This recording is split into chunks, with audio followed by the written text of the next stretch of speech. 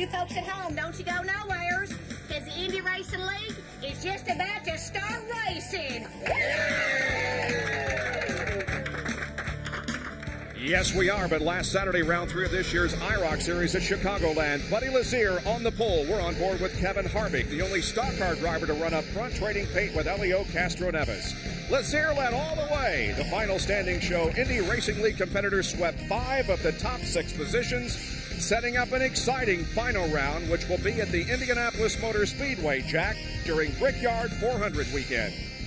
And so, Bob, the crew of the team here in the IRL competition decided to celebrate that victory by carrying a decal and telling Buddy Lazier to think pink. He said, no, I won in a rose-colored car. Buddy, it couldn't have come at a better time for you, that IROC victory. The speeds have increased here. How tough is it going to be for you tonight to defend your title? Well, it's a long night. We're going to have to be real patient. I think the cars that are working good on this track are going to go to the front. You really need to have a car under you. We know we can do it. We did it last year. We're going to do what we can. Buddy Lazier, Gary Gerald goes to the post determined. And our final opportunity to check in, Arton Dare's father leans in to provide a handshake to the young driver who's coming off that victory at Kansas City. One of 3 A.J. Foyt drivers, but well back in the field with a lot of work to do. They come in with some momentum, top 10 finish in the last 4, and of course that victory at Kansas City. Remember how they struggled in the first 5 races of the year? Well, hopefully all of that is now behind them. Farthest back any winner has started this year, Castroneves from 13th at Indianapolis. A quick word here, Arton, what's the key tonight in your mind to win this race? Just stay out of trouble, I think, and try not to get lapped. Starting far back like we are, we just try to stay on the lead lap, and then second part of the race try to go for the lead. Well, we look forward to that as the Harris colors of number 14 will be trying to do just that from very deep in the field. It makes for a very interesting night under the lights here at the Nashville Superspeedway. Never fails to amaze me how drivers are willing to talk to us even as they're concentrating on the job at hand. I doubt that if you would stick a microphone in the face of any NBA player or NFL player when they're on the field in battle, if they would say anything to us. But Arton Dare was very willing to give us a few words as he and the other 21 competitors are now in their race cars and getting set for the command to start engines. We have a 200-lap race coming up for you as the field is assembled down on pit road, and we are just a few seconds now away from that command.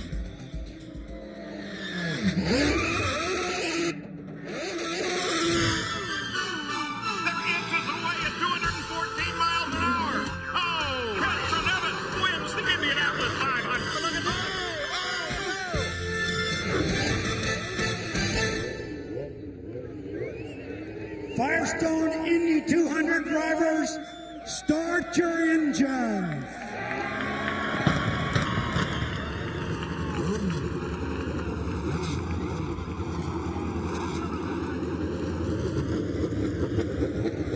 With that command, 22 cars file to life and in front of a packed grandstand. The drivers get ready to race in the Firestone Indy 200 from Nashville Superspeedway just outside of Nashville, Tennessee.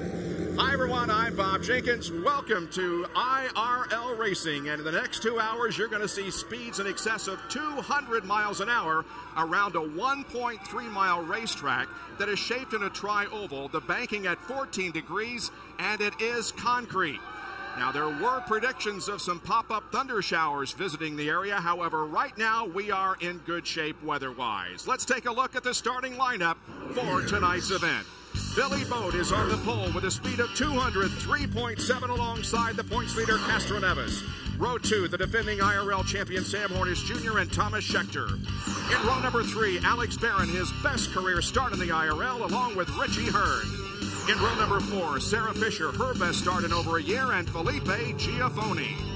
In row number 5, Eddie Cheever Jr. and Robbie Buell, both driving Infinity-powered cars. Row number 6, Scott Sharp and Buddy Lazier, the defending champion of this event. Back in the 7th row, Gilles DeFerrin second in points, and Tony Renna substituting for Al Unser Jr. In the 8th row, Raul Boisel, his 4th start of the year, and Mark Dismore.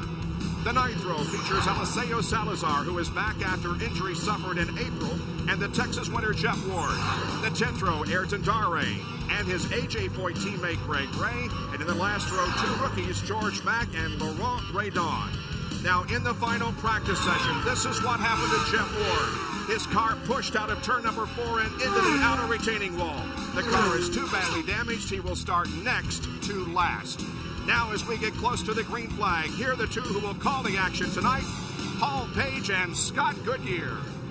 Thanks, Bob. And 20 of those cars that you just identified qualified faster than last year's pole pace. Now, the track here, as we've suggested, is concrete. It drives faster because of that. That's one of the reasons they tried to use it. But, Scott, it's very abrasive. Oh, it is very abrasive. And what happens, it can wear out that right front tire. The drivers have to be so critical to be smooth with the steering wheel, not to wear out that right front tire too soon. They have to last through a full fuel stop. It's going to be very important. High heat, high humidity is another issue here. No room for error here. No mental mistakes or you won't get to the end. High heat, high humidity. Take a look at the weather. The weather here is still very hot. Track temperature at 105, air temperature at 88. And let me tell you, the guys in the pits are going to have to do everything to stay cool. There's the race analysis, 200 laps. The track is 1.3 miles around. And in the IRL, when they allocate points, this is how they do it, 50 for first on down. Everybody makes a point. And when we look at how the championship is, it is so very close, it looks like it's going to the end of the season. Jackaroo?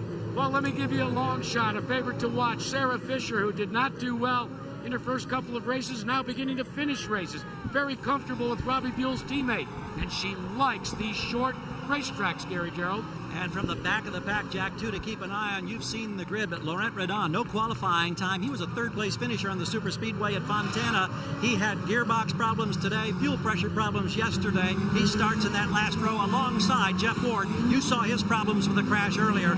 2 guys that will be trying to work their way forward on this very busy, very fast racetrack. Billy Bolt's a pole sitter. He's lined up right behind the Chevrolet Corvette pace car. We've got some onboard cameras for you. Looking back through the field, there's the rear view from Sam Hornish's car. And Tony Renna replacing Al Unser Jr. There's Scott Sharp.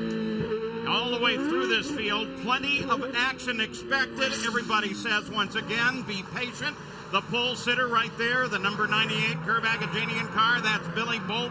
His first pole in 3 years. But he finished second here last year, Scott, so there's a very good chance that he will do well tonight. Helio Castro-Neves is alongside as the field forms. The Corvette pace car pulls down. Field now in the control of Billy Boat, the pole sitter. And we're green and racing at Nashville. Side by side, they go down through the first corner. Castro-Neves stays high on Boat. Field safely through there. Now onto the back stretch, Boat takes over. Hornish is going to try to move into third place. Billy Boat is looking very strong. Remember, did not get out in that final warm-up, had some problems with the car, so he's not been on the racetrack today. All his other competitors certainly have got a lot of time in, but he's out of the box, going fast right away. Hometown program going on here with Curb Records. He wants to lead a lot of race laps here tonight. And Billy Boat is leading for the first time since July 1999 at Atlanta. This is third place, Hornish.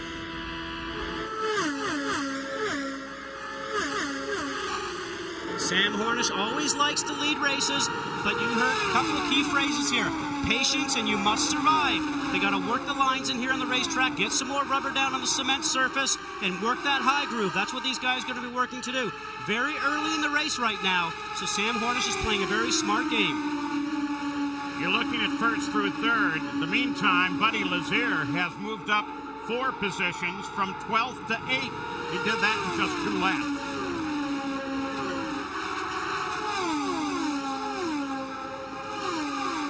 Now Schechter in 4th place tries to come forward. Talk about fast. They're racing full tanks at 196.9 miles an hour, Jackaroo. Well, Paul, thus far there's been a little bit of a problem with your leader, of course, Billy Boat. Boat is reporting that the car has a slight push. but when you carry 35 full gallons of methanol, that dramatically alters the handling of these cars, Scott. And Jack, what's happening right now, he didn't get that warm-up that we talked about before. That fuel adds a lot of weight to the car. It becomes heavier. Trying to get through the turns is a very difficult situation. But right now, what he's going to do is work on his cockpit adjuster on the roll bars and also on the weight jacker and have the opportunity to change the car from within. If he can't make it work then, the guys will change it for him in the pit stop, maybe by tire pressures or wing adjustments. Hornish lined up with Castroneves there for a moment, then moved a little high on Castroneves as he closes, looking for second place. If Billy Boat has a problem, it's not obvious. Here comes Hornish. Tries the high side. That one doesn't work. He's going to try it again, though. Alongside of Castroneves, and Hornish moves to second place. Still there, clear. Paul, the first guy to try that high line that we talked about before. The fastest line around here is on the bottom. Well, it may not be for Hornish as we take a look at those great moves thus far. Lazier, we already mentioned. Another guy getting ready to move up is Thomas Schechter as he starts to worry Castroneves. Castroneves is one of those that is off the pace. He dropped a position now with the pass of Hornish. Back at the front. Hornish taking a draft. Whoa, look how close. I'm not sure they didn't touch. I didn't see a puff of smoke. Well, give credit to Sam Hornish. He didn't do anything strange here. Didn't get off the gas. I don't think he wants me to pass. He kind of wanted to make it real wide there, didn't he? Why don't you just run up there again and make him think you're going high and go underneath? That's his spotter, Poncho Carter, mentioning to him, yeah, he didn't want you to pass for sure. So Sam Hornish and Billy Boat putting on a show in front of a sellout crowd here at Nashville. As we ride along, Paul, listen to Sam Hornish's throttle, getting off the gas just a little bit in the turns, getting that dirty air from Billy Boat's car in front of him.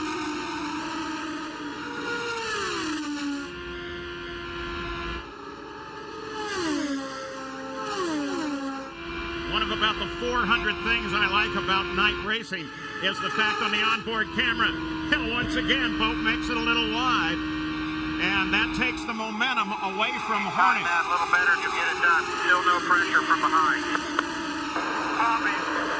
One of those things is that you can see the display on the steering wheel display so very easily at night. Drivers see that. They have an adjustment on the dash to be able to turn that down as the night goes on and the lights get brighter so it does not detract from their vision over the cockpit. So the sun very slowly setting on the Nashville Superspeedway. The battle is at the front, and the leaders are slowly pulling away from third place Elio Castroneves. Is it time? Outside. Run him up the gray. Clear. This time, Hornish gets it done. And you heard the instructions. Pancho said, just run him up there.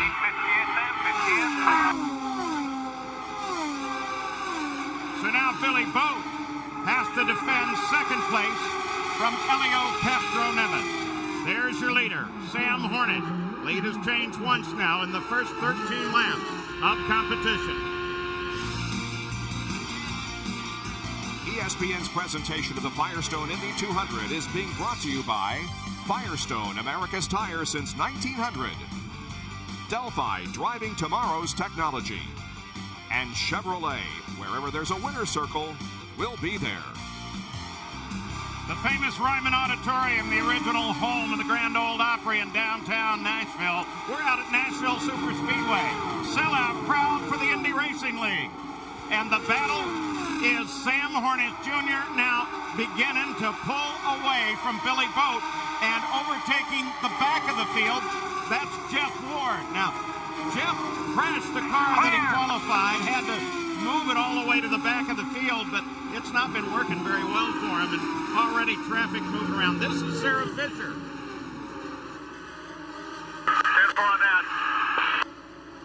We don't have an indication. Obviously, with 19 laps into the books, it would be very early for her to come down. Jack, do you have any idea what's going on with Boat? Maybe you can find out about Sarah.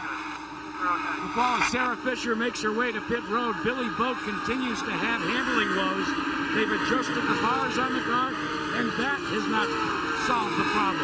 They're just going to try and tough it out to the first pit stop, which should come around lap 5-0. There's Boat.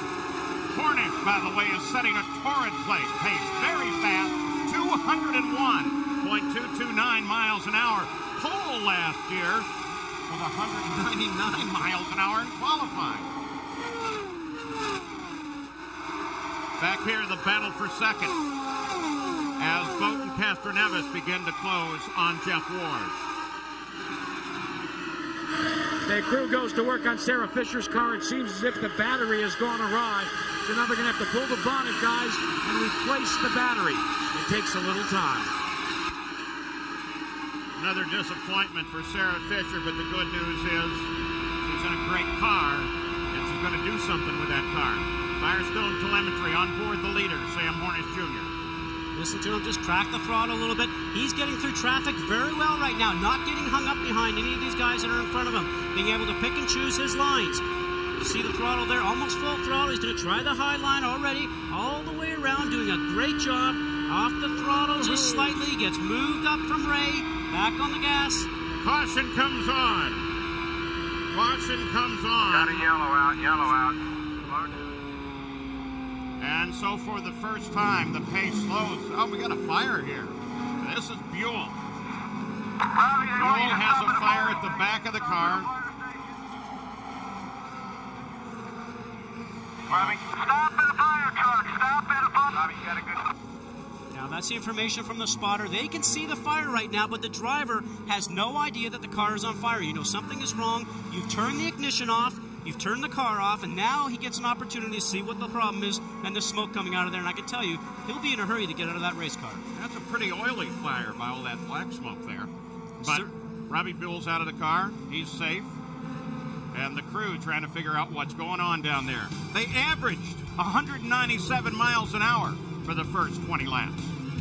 As the cars make their way back out of the racing service, we'd like to remind you that RPM Tonight, the nightly source for motorsports news on television, will be at Michigan this coming week, Monday through Friday, July 22nd through 26th. That's where our next Indy Racing League event will be held. John Kernan will be there this coming week at 6:30 Eastern Time for RPM Tonight.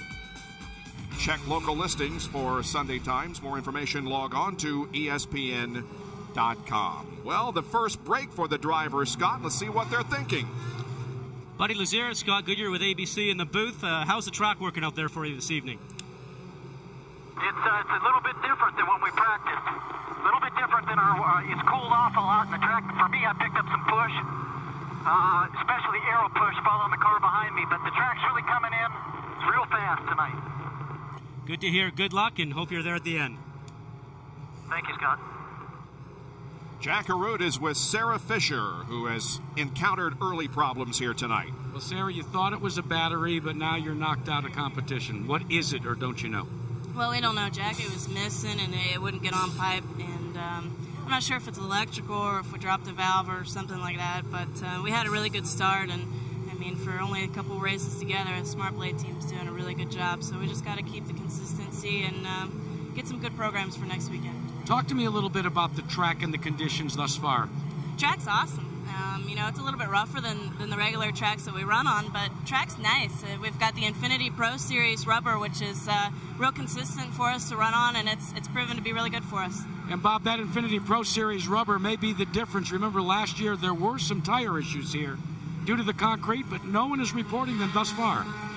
But a bad evening early for the Dreyer and Reinbold team. Both of their competitors, Sarah Fisher and Robbie Buell, have had their problems here. Well, we heard from Buddy Lazier. Scott, let's talk to Scott Sharp. Scott Sharp, Scott Goodyear in the booth. Cement racetrack tonight, something different for you guys. How's the handling of your Delphi car? Pretty well, Scott. Delphi guys gave me a great stop. Car's staying pretty well. Tough thing is the pass here. As you know from experience, the weight you pick up on these cars happens from quite a far ways away. And it just really makes you lose the front end of the car.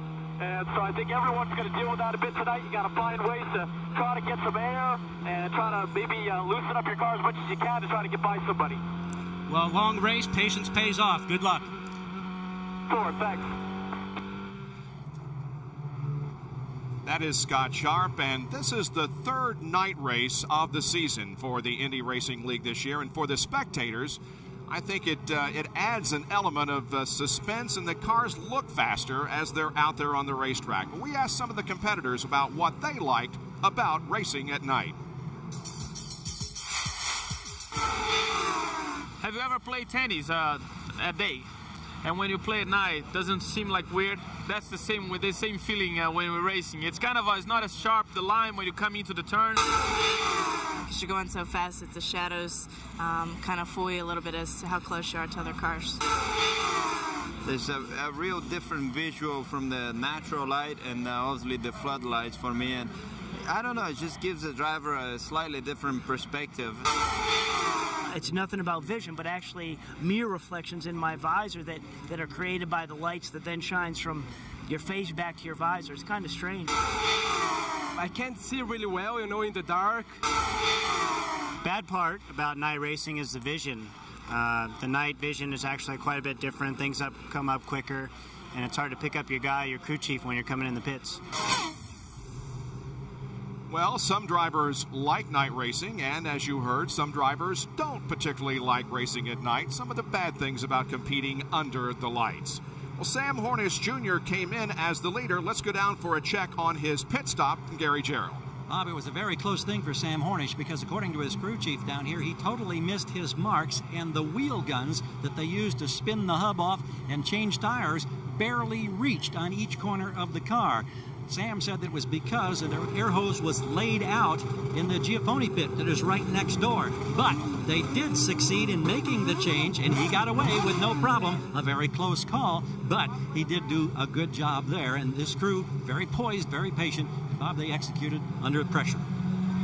Well, the sun is beginning to set here at Nashville Superspeedway, and in a moment, the lights and racing at night will become a real factor. We just heard from drivers who say they have some problems with racing under the lights. Now let's hear from drivers about how they like racing at night.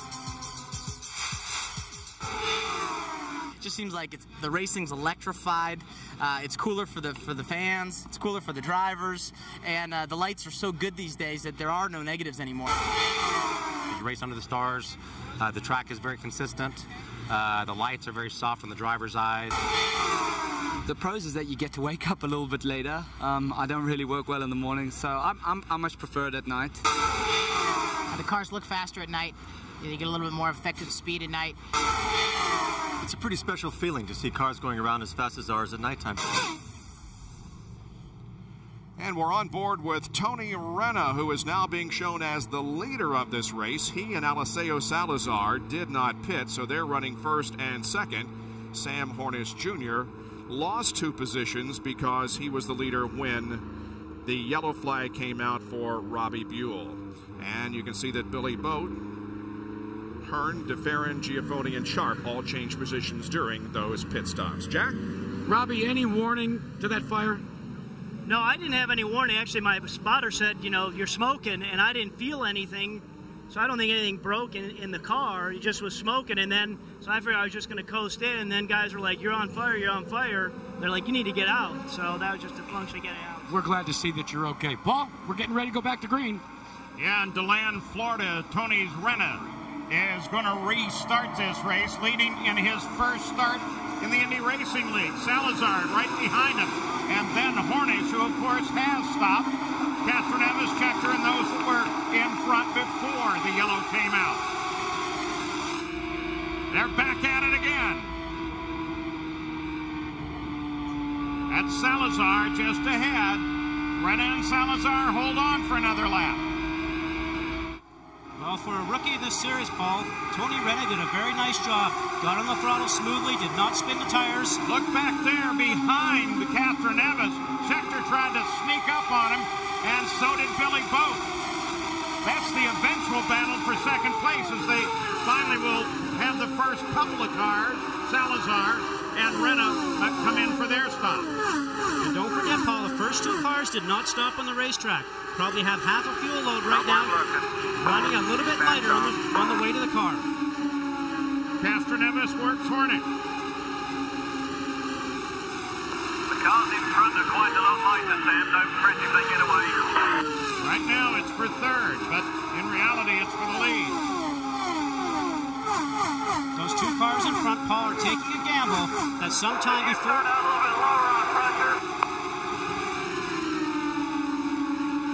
Some communication coming from Hornish to the pits asking, did you start lowering pressure? We came too high. You should be fine when they come up. What's happening there is that Sam does not like the handling of his car. And here he's off the gas, so he asked the question, did you change tire pressures? And the reply was, yes, we did. Coming to look. Looking inside, clear. Oh, too high off of turn 4 for Schechter. Yeah, and that really lost the momentum. And continues to lose it. Look at everybody spring past. Paul, he was so high there, he's lucky he did not collect the wall. Go down to Jackaroo. Salazar still running in second, Jack. But Paul, as you guys said, maybe one of the reasons why he's not wanting to come into the pits is the fact he has to share his pits. He has to share his pits with his teammate, and that, of course, is Greg Ray. A.J. Foyt has hired additional crew members, but Ayrton Dare has his own pit crew intact. But Greg Ray and Eliseo Salazar will have to share an over-the-wall crew during green flag laps. So what you're saying is because A.J. Foyt has a 3-car team, they don't have enough people or don't care to have enough people to actually service 3 cars simultaneously, so they're switching back and forth. Dare gets his own crew, the other 2 have to share. 40 laps now complete. Salazar and Renna stay at the front after the 3rd round of the British Open. Ernie Els leads by 2 strokes. Tomorrow morning, watch it.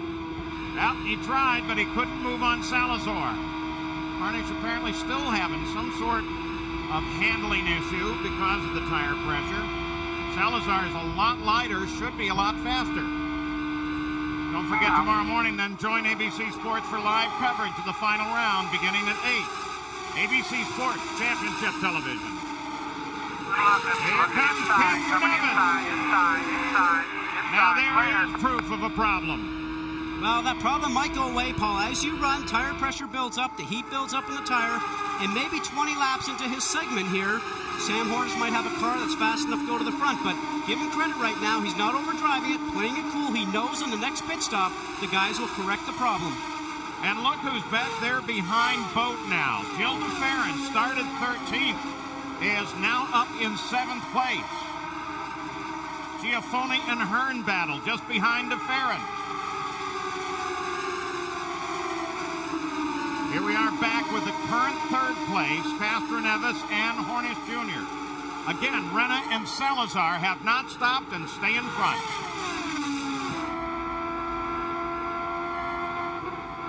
Welcome back to the Firestone Indy 200, the Indy Racing League at Nashville. The 3rd and final night race of the IRL season. You ride with the leader, DeLand, Florida's Tony Renna, who is replacing Al Unser Jr. in the Corteco car. It's been a good race thus far. Renna is in front because 48 laps complete, he has not stopped. Sam Hornish Jr. is back about 7 seconds. He finally maneuvered around Eliseo Salazar and moved into 2nd place overall. Salazar is 3rd in his first race back since his injury back on April 16th. A torn vertebral artery, which kept him out of action. The doctors thought it'd keep him out a lot longer, but here's Salazar back. Castroneves now around Salazar. And Billy Boat and Jill DeFerrin ready to do the same. Except DeFerrin wants to get a little piece of Boat first. Clear. Makes the clean pass, but Paul, we talk about Tony Renna just getting in this car, only has minimal experience in the Indy Racing League car.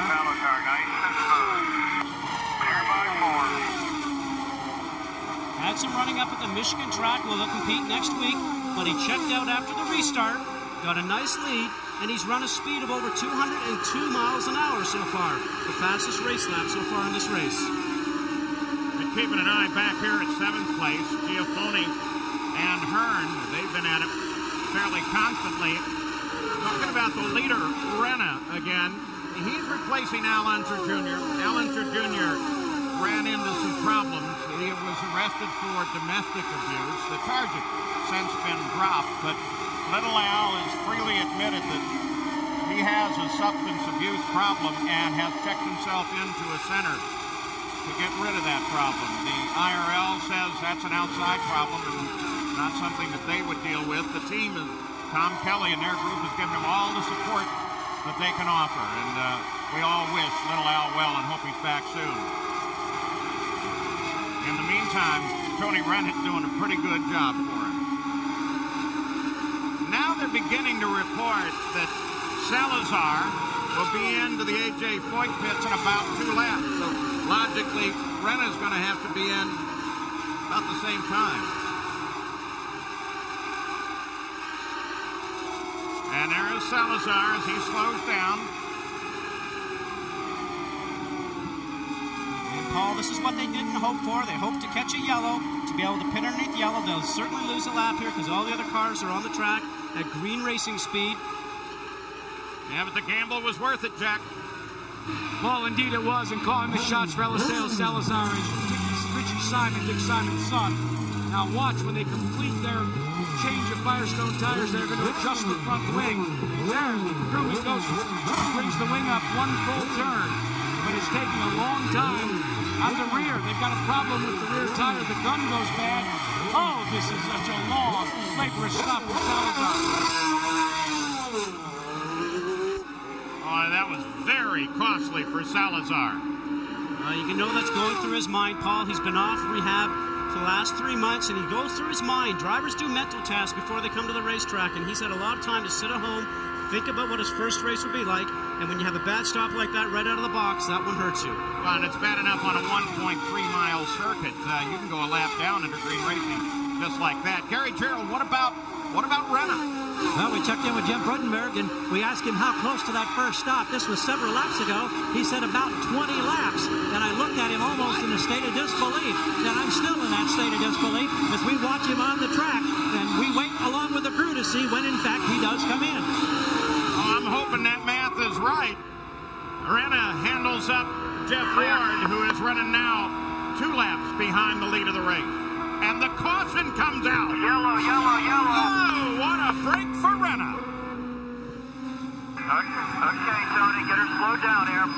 Slow down, slow down, slow down, slow down. Renna's team, well, there's the reason for the yellow. It still slows to a stop. That's Greg Ray. Cars of the Foyt stable are all very similar. Greg Ray, it doesn't matter anymore. We would have told you has a blue nose, a purple nose on the car. And there's some of the remnants of the accident. Not sure what happened here, but obviously got up high to the racetrack and hit the wall on the outside, taking off that right-hand side. But there was a yellow just possibly even before that, so we don't know why Greg Ray ended up on the top side. So we'll have to wait to see what happens here. Yeah, well, it's interesting because the yellow was actually a call by race control for the 12 car. Said it got high. Here it is, and of course Ralph Boiselle. But he didn't get to, well, in fact, we almost got a glimpse of that. I thought on an onboard camera, as he made a turn in, he looked really high. They went yellow for that. They thought he might have caught the wall, and it looks like he did. And then we had the Greg Ray thing actually happen after that. Well, there's the reason possibly for the yellow. If he went up and hit the wall, you saw the marks there on the wall. We'll wait for him to come through the turn and just a little behind. Here we go. This is actually Greg Ray. Greg Ray gets a little bit high in the middle of the turn, which was way back here, ended up getting offline, and then caught the car loose, got up towards the wall. Now, we don't know if something happened with the car or something was on the track, but the car certainly veered up there quite quickly. Greg Ray says, I'm okay, and I don't want to be bothered. That's Dr. Henry Bach. who brings his vehicle right onto the course along with the emergency gears, so there's a doctor on the scene immediately, and then if necessary we'll call for an ambulance. But Greg Ray obviously walked right over and climbed in there, so he appears to be okay. But that gives a tremendous break to Renna. Exactly what they were asking for, Paul, because now he gets the opportunity to come in underneath yellow. Everybody's coming in, but you're first, so come down hard. Now look at this. Here's the Raoul Boisel. Look up there high. Up high, that's where he's going. You can see him just going up there to kiss the wall. He was also out of that black groove and also in the gray. There's no grip in the gray, Paul. No rubber down there. You can't get any grip. Wow, but what a close one that is. It's hard to believe it didn't do any damage. So the pits are open, and the leader, Renna, is going to come in, and everybody else going to follow the rule. I'm going to follow the leader. A lot of pressure on Renna right now. He's in the lead, his first IRL race, and his first pit stop. 8 seconds, he has to be in there and have a perfect stop so he can get out in the lead. And guys, here he is coming in to hit his marks. On the radio, he was telling his crew, tell the spotter to speak more slowly to him. He has high-speed experience from the Indy Lights ranks when he ran close to 200 miles an hour at Michigan. Now he pulls away after the service. They applaud in his pit. You got it. So as they head back into action, it was actually Hornish of the leaders that rolled first, and oh no! Renna. He's under the inside here. He's spun, guys. Now, Paul, possibly, and I'm going to underline possibly because we don't know what happened quite yet. Cold tires, 700 horsepower, excitement leaving the pit lane, probably got on the power a bit too soon coming around the turn and brought the car around. See, did not have a fast pit stop. He feels pressure right now to get up and get going. There you go. The car gets under power, snaps the back end around 700 horsepower, cold tires, and the car will turn left on you. That a snap maybe on an upshift too? No, probably the pit speed limiter comes off just at that point, and actually he goes from having quarter throttle and partial power to full power. Well, at least the car looks okay. We'll see if he doesn't get back into the fight. He should. Welcome to Nashville Superspeedway as we are in the midst of this 200-lap race for the Indy Racing League, the 10th event of the season. And right now, Eddie Cheever and Alex Barron are at the front of the field. They did not pit during this caution, at least so far. Well, a year ago in the broadcast booth for our ABC and ESPN telecast was actor Jason Priestley, worked with us all year. Well, he has a new role this year, and a little bit earlier during the evening, Gary Gerald had a chance to talk with Jason. Well, you know, a year ago he was a member of the broadcast team for IRL coverage. Jason Priestley is now a full-time, honest-to-goodness racer in the Infinity Pro Series. Second place at Kansas City in the inaugural 2 weeks ago. Sixth place today. Are you just loving it? Yeah, I'm having a great time, Gary. I mean, it's one thing to, I was a race car driver, and I went and spent a year up in the booth with Bob Jenkins and all my friends up there. Hey, Bob. And, it's just really exciting to have the opportunity to come back and drive again. And, Kelly Racing and Home Med Pharmacy gave me this great opportunity to drive in this series. And it's been great, man. The competition's really close. I mean, it's just like the show that the IRL guys put on every weekend. It's really tight wheel-to-wheel racing, and it's been really exciting. What does it do for the acting career? I don't have an acting career right now. I'm just driving race cars, man. And, I got to say, I think maybe I prefer it. Good luck. You've done a great job thus far. Right on. Thanks, Gary. And here are the results of today's Infinity Pro Series event, the second race in that series. Corey Witherill, who ran at the Indianapolis 500 last year, won the race over Ari Leindijk. Aaron Fike moved from the back row to third place. A.J. Foyt, the fourth, who won the first race of the series at Kansas City, finished fourth, and Ed Carpenter finished in the fifth position with Jason in sixth spot. Well, Tony Renna was leading this race. Then he came in for a pit stop during the caution, and this is what happened as he came out of the pits.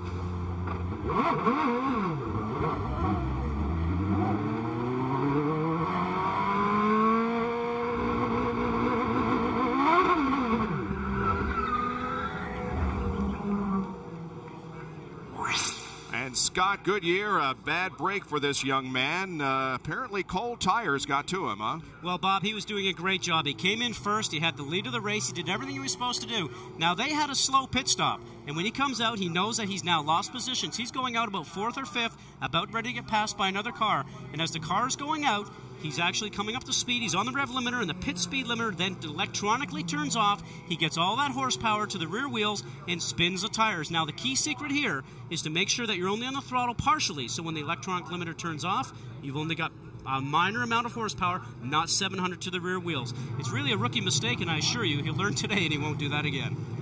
Well, he lost 3 laps during that little incident, and Renner right now is in 19th position as we get set in just a few moments for the restart of this event.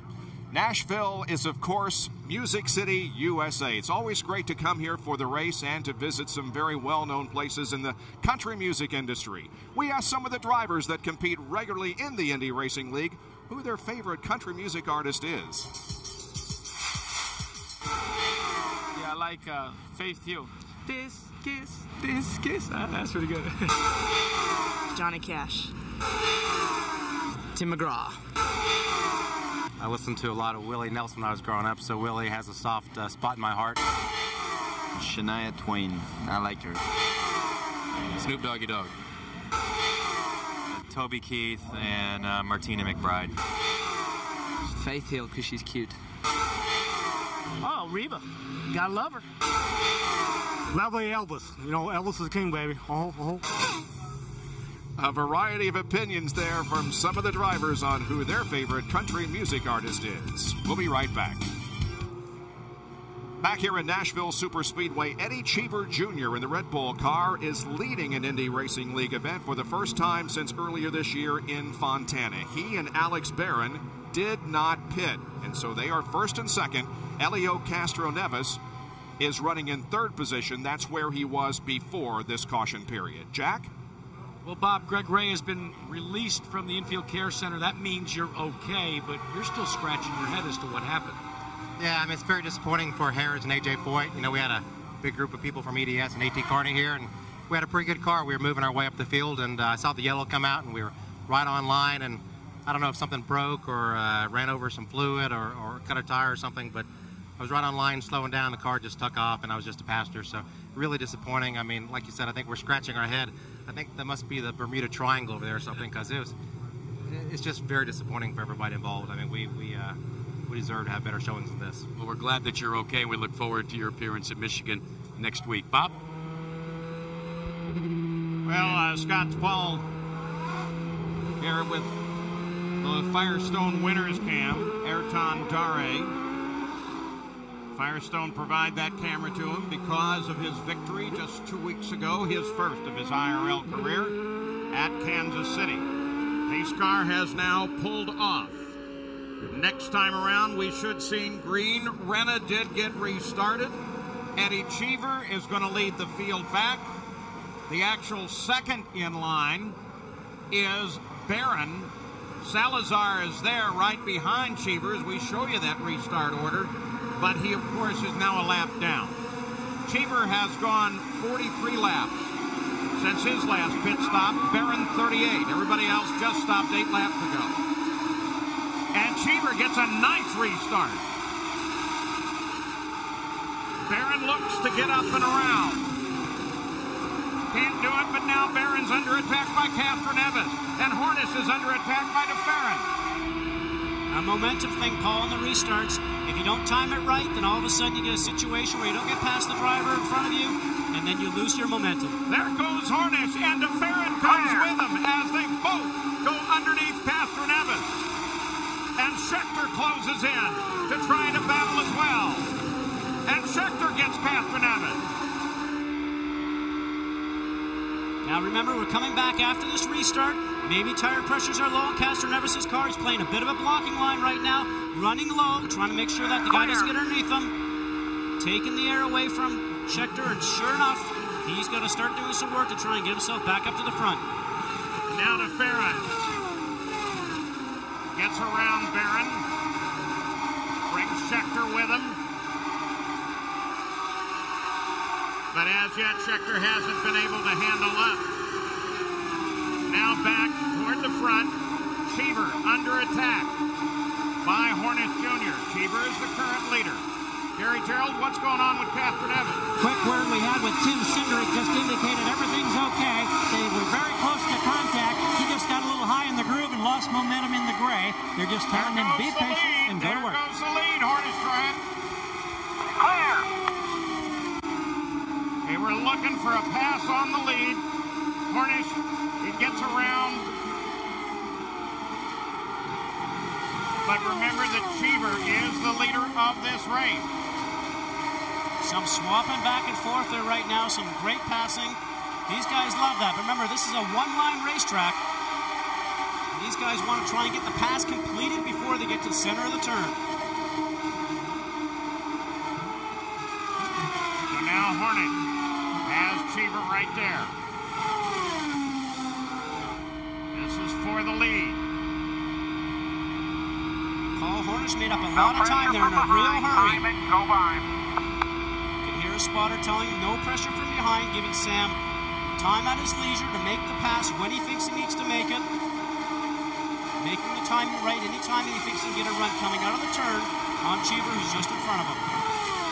From time to time, get a look at DeFerrin, who cleared in his battle with Barron.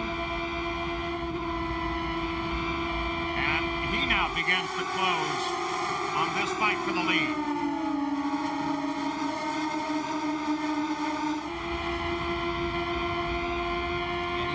Blocking game, Paul. Clear. And a nice clean pass. Hornish knew there was a problem, timed it right, got the momentum coming off the turn. So now, look at that. Boy, that was easy for DeFerrin. So Hornish around into the lead, DeFerrin into second. And Cheever falls back to third.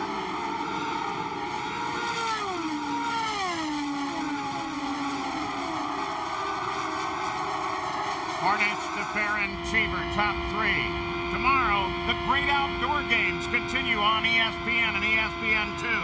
Don't forget all kinds of great coverage, the bass fishing, the dog agility, which I personally recommend, hot saw and more. All the coverage coming up tomorrow. Barron and now Castroneves. Now, Castroneves, remember, he struggled a little here. And look at this.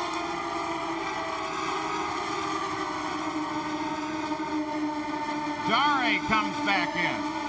Well, now here comes Schechter also, Paul. A lot of guys on the move right now. It's important to point out, even though you have the horsepower around here, the car has to handle. And the caution comes out again. Yellow light. The report is debris on the track. So, once again, they're all going to bottle up. Cheever will probably head for the pits, as will Barron. But the leader of the race, once again, is Sam Hornish Jr., followed by DeFerrin, and then Eddie Cheever.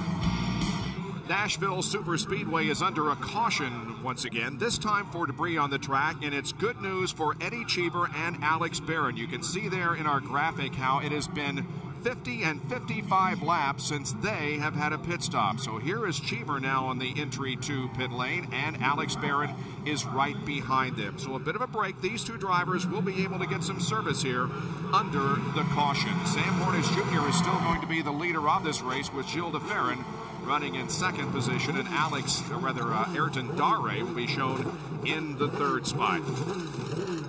This is a big break, as you said, Bob, for Eddie Cheever. The car was pushing very badly. They've now slowed the car. They got it back in gear, though, without losing fire in the engine. But they made a tire pressure adjustment to solve a push condition.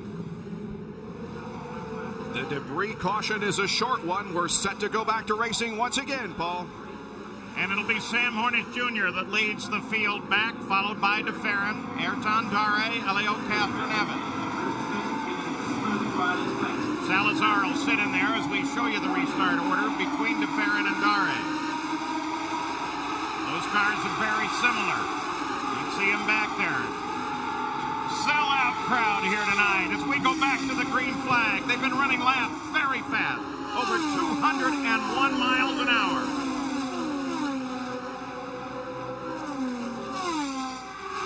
There's Hornish. 84 laps are complete. The qualifying here, 20 were faster than last year at Pole Center.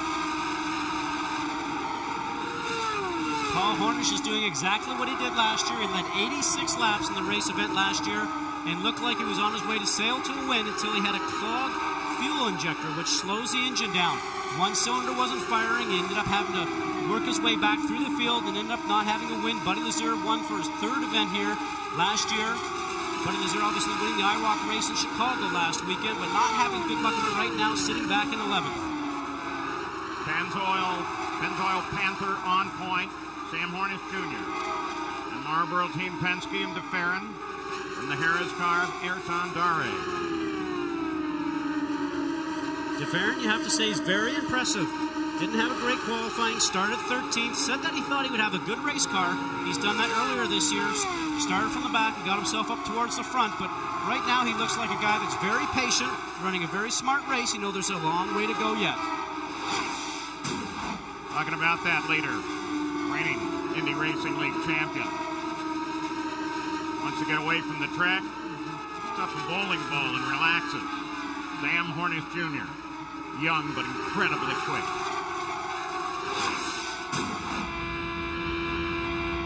So first, second, and third, Hornish, DeFerrin, Dare, right together on the track. And Paul, as we ride along here, watch the rear suspension right now.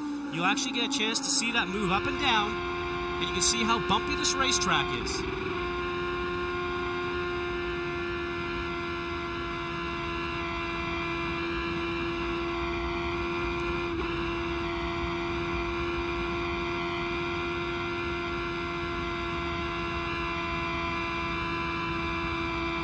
The other thing you'll hear also is the car will get on the rev limiter as we go along into the turns. 90 laps complete. Engines run at 10,700 RPM, producing almost 700 horsepower. Cars only weigh 1,550 pounds, like a little rocket ship. Sam Hornish Jr. in front. Gary Gerald. Paul, on the onboard camera shot from Sam Hornish, you see Go JC on the nose there. Doug and Beth Bowles, one of the owners of this team, had a new baby born on Wednesday, Jeffrey Carter. But little Jeffrey is having some heart problems, and the crew is sending along their thoughts and prayers as he rides at high speed with Sam Hornish.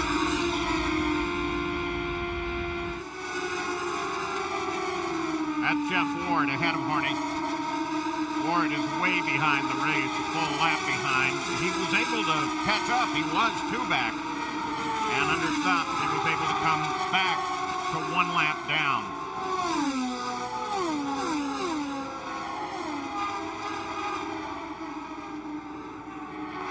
Clear.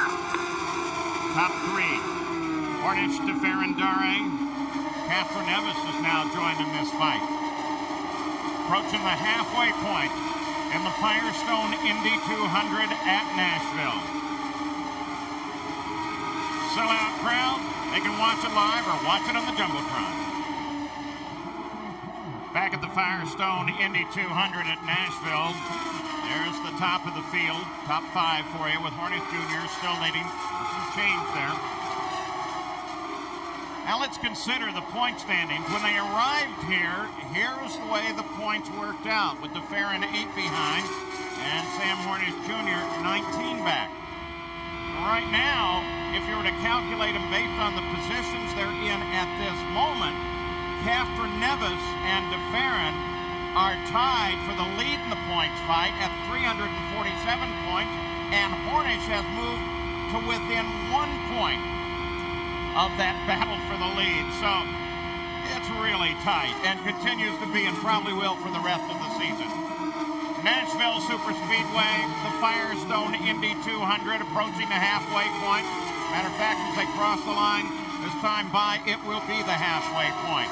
Sam Hornish Jr. is leading it right now. The average has been incredibly fast. Green race up at 195.7. Hornish has actually turned laps at nearly 202 miles an hour. Only 3 cars out. Ray with an accident. Buell and Fisher, the teammate, out with mechanicals of fire for Buell. Some great laps being put down right now, Paul. Drivers are getting a feel for the racetrack. A lot of rubbers being put down. Been hot, been humid here. A lot of drivers are having a lot of times really rough inside the cockpit. And right now. Listen here, what's going on with this? I'll tell you, there's an extra red. Coming outside. They want you to bring it in. Now, Paul,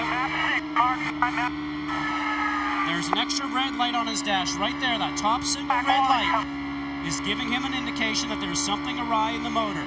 He knows that. You can hear the engine is off song right now. Sounds like it's running at 7 cylinders. They asked him to bring it in. Coming outside. Kept it up. Clear. All clear behind. Yeah, look at that Firestone telemetry, Paul. 153 miles an hour when the other guys are doing 200. Fuel, tires and fuel. Coming outside. Whatever it is, they're going to try and work on it, though. They're going to go tires and fuel. You heard that. First thing they'll do, get the service work done, and then look for the problem. Dismore has already fallen a lap behind. He's going to fall further. Here is the battle for second place. Gilles de Ferran, Ayrton Dare. And that's Catherine Evans just behind Dare. Now remember, Dare started back in 19th position. Sort of hard to take in that qualifying after you've actually won the race the previous weekend, but certainly looks like he's got a great race car underneath him. 7th place, Felipe Giafoni just turned his fastest lap of the race at better than 200 miles an hour.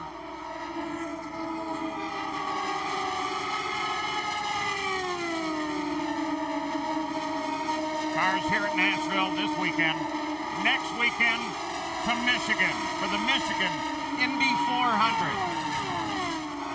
I think everybody's pretty pumped about that. Ari Lyondike is coming back to run that one. He's only run Indy the past couple of years. And what's going on here? That's de Ferran. He's only 44 laps from the last stop. Now he's under power, Paul. We heard him get on the gas. Okay, just nice and smooth. 4 tires and fuel, guys. 4 tires and fuel. Maybe a routine stop by the sounds of it.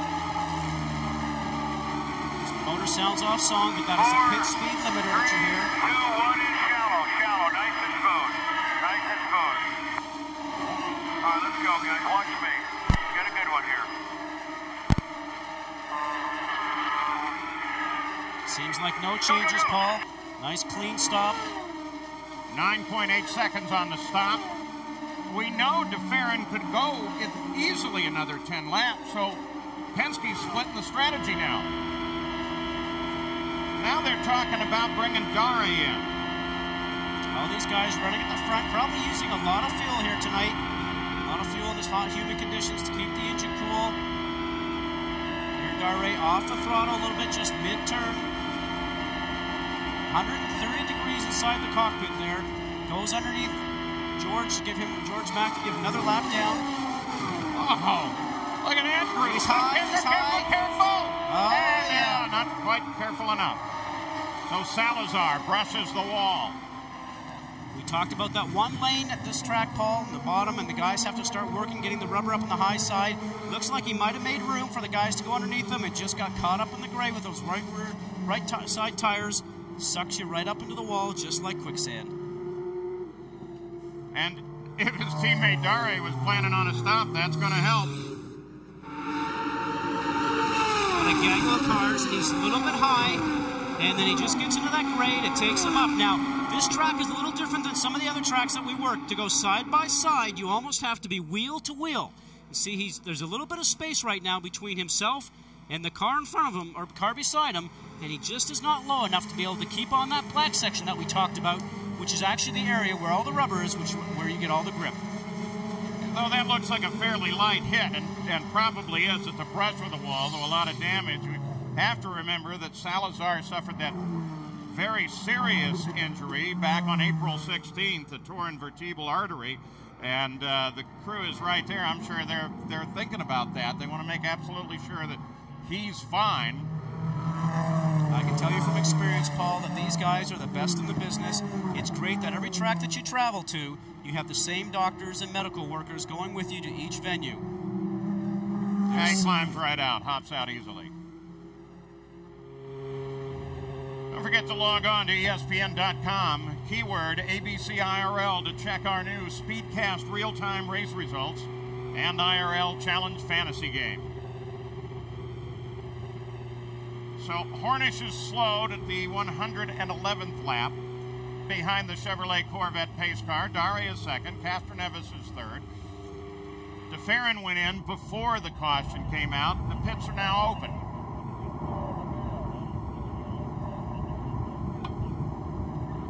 We'll see who peels off here. I'm assuming that everybody would. They're still on the backstretch, just passing the scene of the Salazar accident. And if they stop here, and it may have been part of the Penske thinking, though the top 10 are all 50 laps from their last stop, you're getting yourself within one more stop at the finish if you stop right in here. Well, you may do, Paul, but I'm a little bit afraid that DeFerrin might get caught out. He's now one lap down, and because this is underneath yellow right now, he might find himself actually a lap down when everybody comes out. A.J. Foyt told his pit crew to be smooth and not to panic. Young A.J. Foyt IV changing the right front tire. His grandpa's told him to make a wing adjustment, and he wasn't sure what to do. Checking with Gary. Sam Hornish getting his service. Fresh Firestone Salon, fielding complete. Kevin Blanch points at his driver, holding him. Now he rolls in just under 11 seconds, but Castroneves is already out in front of him.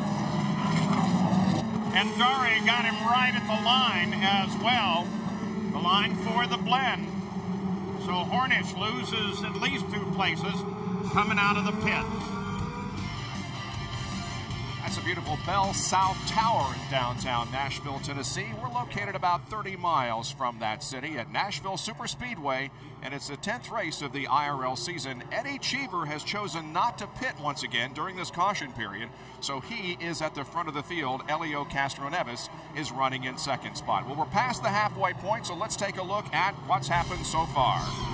22 cars came down in beautiful formation. This was one of the nicest starts I've seen in the IRL in a long time. Billy Boat was on pole. His challenge in the early part of the race was Sam Hornish on lap number 8.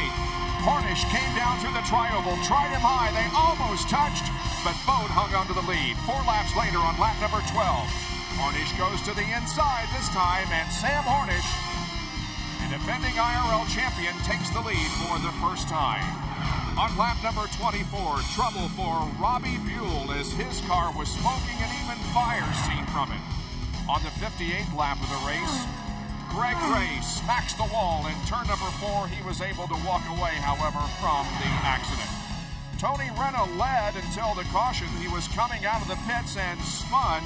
He is now being shown as 3 laps down in 16th position. On the 109th lap of the race just a few moments ago, Eliseo Salazar hits the wall in turn number 2, so 2 of the A.J. Foyt cars are out of the race. Jack? Bob, let me explain to you why people are pitting a little earlier than they might need to in terms of fuel consumption. This is the right rear tire that just came off of Ayrton Dare's car. If you look closely, you can see the beginnings of the cord starting to show through. People want to use extreme caution here, Gary Gerald, and that's a reason why you pit before you're out of fuel. There was a different kind of problem for John Menard's team, as Mark Dismore has been in and out, and the engine control unit apparently malfunctioning, and they're trying to correct that, but that has put him well off the pace. Meanwhile, P.J. Jones is back, tells us you have medical clearance to get back into a race car. How soon may we see you? I don't know. I guess we'll have to ask John Menard or somebody around here. We're unemployed right now, so we're just looking for something to drive. And, you know, this team has just struggled so bad. I mean, with Jaw getting hurt, myself, and then, you know, having Raul and having Mark, it's unfortunate. It's a good team, and John puts a lot of effort into it. So. All right. Well, we hope we can see you maybe even next week in Michigan. Yeah, I'd like to say hi to my wife. She's expecting any minute, so I got to get home. All right, BJ. Paul? Yeah, what are you doing here, BJ? He's shopping. He's looking for a ride. That's what he's doing. So you can see the Chevrolet Corvette pace car is moving off course, ready for them to restart. Here are the pit position changes with Castroneves taking advantage of it. Cheever, of course, did not stop. He's now 33 laps since his last stop. That'll probably carry him up. For all of them, it'll be 1 stop to the finish. But with Cheever out of the order, it'll make it fairly interesting depending on where the yellows fall. Straight up restart order. Cheever Jr., Castroneves, Dare, the top 3. Hornish already beginning to crowd Dare.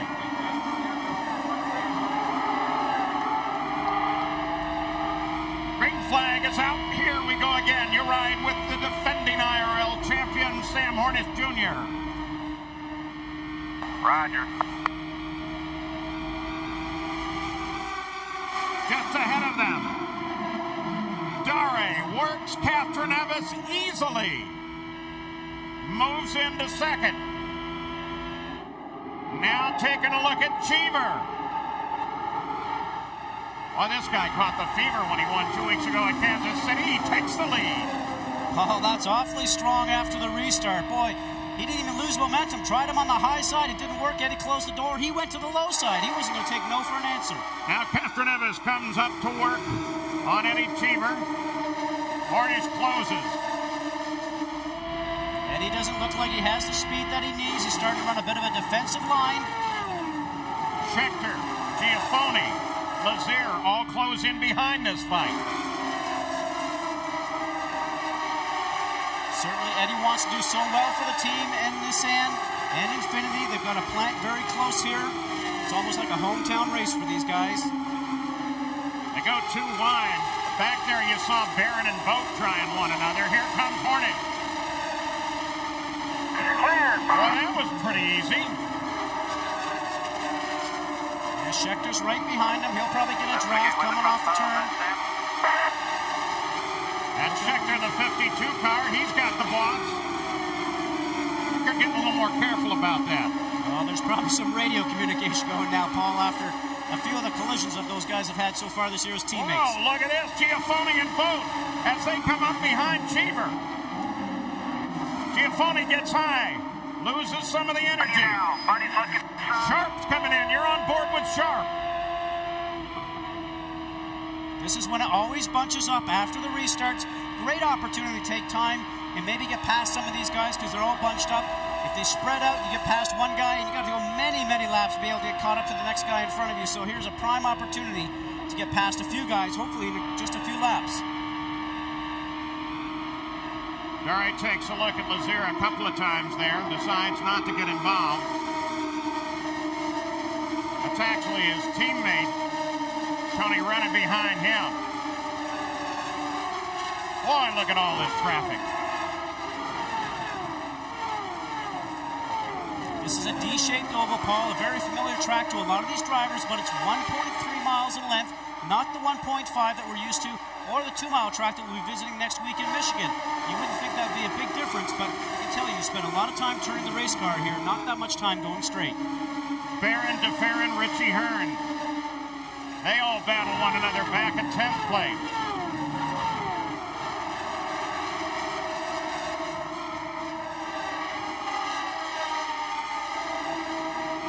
Back at the front, second place. You see just a glimpse of Dare, then Castroneves, and Hornish closing in. Hornish 201 miles an hour last time around. Hornish's car definitely gets stronger as the run goes on. You can see him here slicing underneath Castroneves without a problem. No challenge there. Castroneves certainly knew that he was had. Now, every time that Castroneves gets going stronger on the restarts, Hornish comes along after about 10-15 laps into his run. Tire pressures come up, the temperatures come up, the car starts to work and handle for him very strongly. Second place, you're looking up ahead at the leader. There's Hornish Jr. Don't forget RPM tonight, the nightly news source for motorsports news on television since 1996. See the latest edition with host John Kernan for a recap of the latest headlines. It's RPM tonight, nightly at 6:30 Eastern on ESPN2. Here comes Hornish. He works Dare, the leader. And he's got him. Clear. Boy, talk about power. Yellow comes out. Look what he did. Behind you, crash behind you. Paul, absolutely. Dare wanted to come down, got surprised, and he was on that high lane. He's not very happy with that. He's okay. Takes the wheel off. It shows he's all right. So just as Hornish came past him, suddenly Dare got pushed high, or went high. Well, maybe pushed high. Probably the proper term for that one. I'm letting you say that.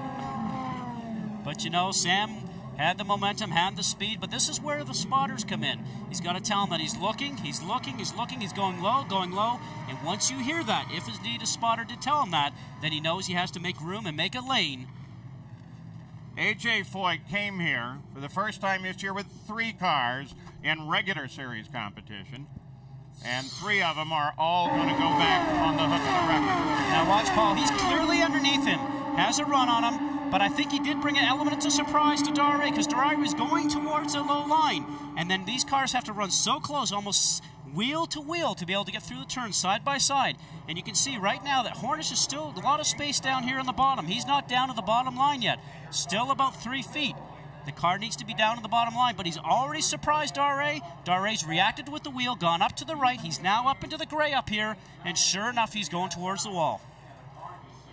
Another look. Here comes Hornish on the low side. It's a clean pass. Nobody touches, just pushes him up, and that gets the wall. No contact. Daré just gets a little higher than he should have. Oh, watch it one more time. Listen up.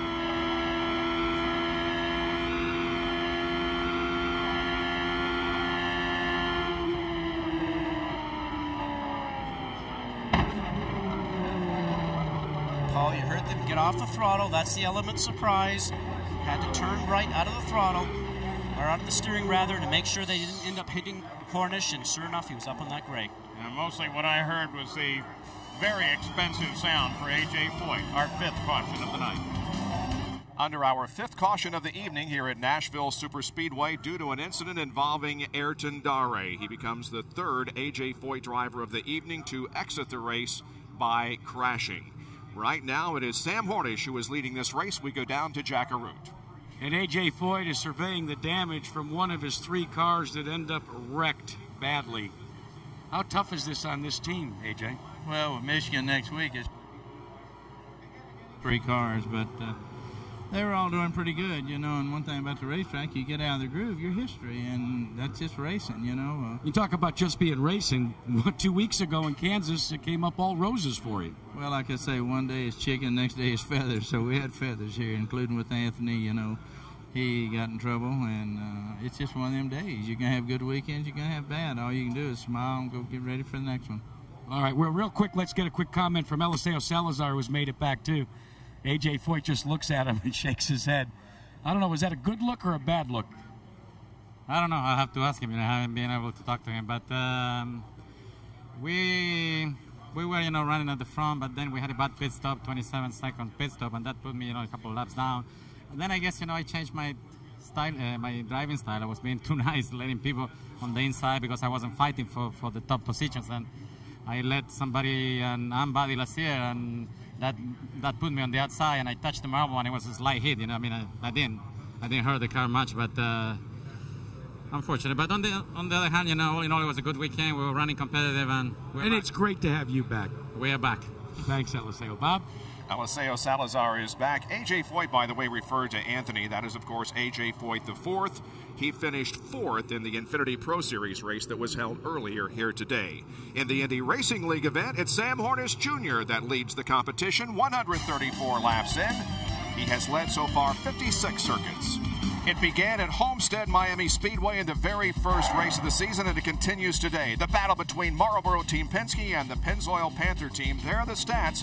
Hornish has an equal number of wins to both of Penske's drivers, but as far as the other statistics are concerned, Team Penske leads those. Those statistics, of course, coming into tonight's race. Sam Hornish, Elio Castroneves are first and second as we get set to go back to race, and the captain looks on, Paul. Yeah, Roger working that strategy hard right now. He keeps track of DeFerrin's car, and Eddie Cheever, as kind of expected, came in and filled up right at the end of this caution period.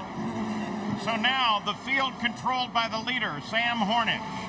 Hornish Jr., Castroneves, Thomas Schechter. Look at him right in there. He hasn't led yet tonight, which is unusual for Thomas. Billy Boat, the pole sitter, comes back in 4th place, followed by a Giaffoni. Green flag is out.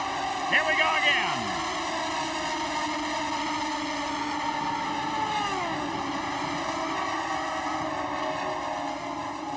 Good restart, Sam. Good restart. You're pulling away.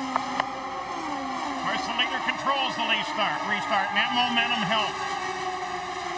Very much so. You saw in the restart, Scheckter looked like he was going to take a look at Castroneves. Maybe that Infinity power was certainly helping him, but he's probably also seen what's been going on here tonight. People trying the high side, getting in trouble in the gray. He looked towards the high and then backed out of it. Still a long time to go. Paul, you mentioned he has not led a lap here so far. There's been so many races so far this year that he's led laps, but not one. Maybe he'll lead the last one. DeFerrin works Raul Boycel, takes 7th away from him. You also saw Giafoni and Lazier as they were going at it with one another just ahead of that battle. Look back here. There comes Sharp. Richie Hearn's behind him there. Sharp overhauled Boycel, and now Hearn's going to try it. Boycel was a solid 8. Now falling backwards. Jackaroo, how is Ayrton Dare? He's fine. He's been released from the hospital. Ayrton, when you get off the line here, what happens? I was surprised with him going by. There's a miscommunication between me and my spotter. And then suddenly I was turning in and I saw him on my side. And it looks like he's still a little bit mad at me from last race because he didn't give me a lot of room. You know, if you go side by side, 2 cars, you're able to go side by side. But once he moved a little bit up, I put my tires on the marbles and just no grip at all. Went to the wall. All right, Paul. Yeah, that reference, of course, is to 2 weeks ago at Kansas City when Dare took the lead away from Harnett with just 2 to go and took his first win. Firestone Indy 200, 141 laps at 200 is complete. Sam Hornet Jr., the defending IRL champion, is the leader, followed by the Indy champion, Elio Castroneves, and rookie Thomas Scheckter. Pole sitter Billy Bode is in 4th. This has been an incredibly fast race. Sam Hornet Jr. has run laps near 202 miles an hour. Couple of incidents tonight, nothing that involved injury to the drivers. Salazar, Dare, and Ray all driving for A.J. Foyt, all with 3 separate incidents.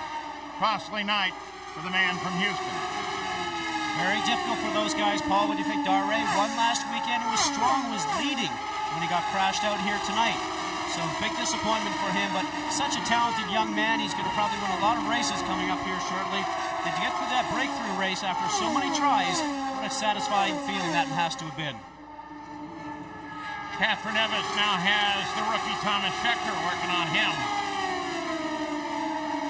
Eddie Cheever staying in this battle too, stopped just before we went green, took on a full load of fuel.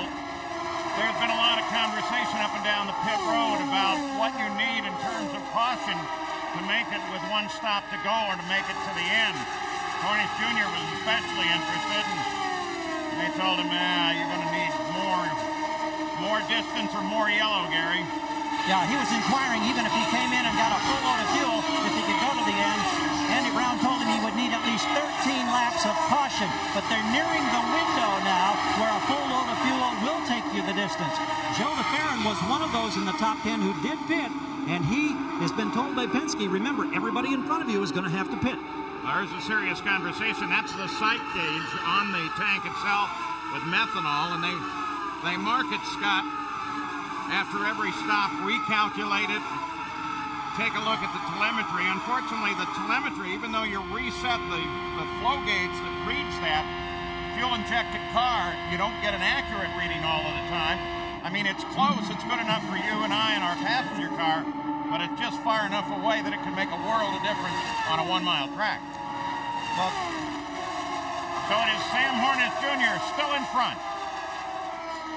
Back at the Firestone Indy 200, I'm Paul Page. Scott Goodyear alongside, and Bob Jenkins down in the pits, Gary Gerald and Jack Arute. Sam Hornet Jr. is our leader. Order has remained the same. Giafoni was running some pretty hot laps, then slowed down a little and picked it back up. Appears to be okay now, though. Jack Arute? Well, Mark Dismore, you drove the good fight, but finally the car gave out on you. Yeah, first I want to thank Johns Manville, John Menard, and Firestone. They gave us a great tire tonight. Yeah, it was a shame, and we had a great car tonight, Jack, and we just had something happen, and I'm not really sure what. The motor went flat, so I'm not sure if it was electronics or what it was exactly, but, you know, had a great car tonight, and Michigan's coming up in about 5 days. We had a good test there, so looking forward to going to Michigan and run all 400 miles and maybe have a great day. Hornish Jr., the leader. Catherine Neves slowed a little bit. Schechter is right there. Gary Gerald. Concern from Tim Cindric and the crew for Helio Castro Neves. The right rear is reportedly low on the telemetry. We're waiting. The crew is over the wall, led by Rick Reineman with new rubber out there. We'll see if he comes in on this lap.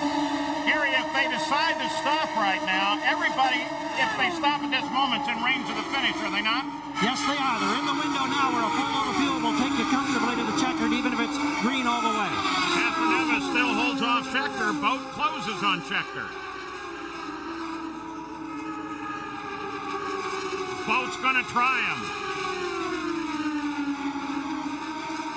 And gets a little high. Again, loses momentum and falls back. Giafone now going to close in. All this unraveling in front of a sellout crowd. That was his team coming to him, Paul, telling him that the right rear is going low. Now, Helio Castro Neves has an option on his dashboard. He can actually change. He can change a page over and see for himself on the dash what the tire pressures are. Now, that is getting below the threshold. They're telling him to pit. They are concerned. It might not be a sensor. It might just be tire pressure going down. We saw with Thomas Schechter just a few weeks ago. Tire pressure goes down and puts you into the wall. Helio's keeping the pace up. Helio, no reason to be brave here. Follow 1 PSI every lap. Is it possible that Helio, that we're talking about a faulty telemetry reading, and he knows that the car is okay? Is that possible? Well, no, he heard Tim Cindric say, don't be brave, because they're seeing something that they confirmed on the telemetry. Telemetry usually does not go wrong, although there could be a bad sensor. Now, Castro Neves is driving this car. If it's working perfectly, he thinks there's nothing going on. It could just very well be the sensor. Now, I got to tell you, Paul, that tire looks pretty good on the back there. It looks pretty flat across there.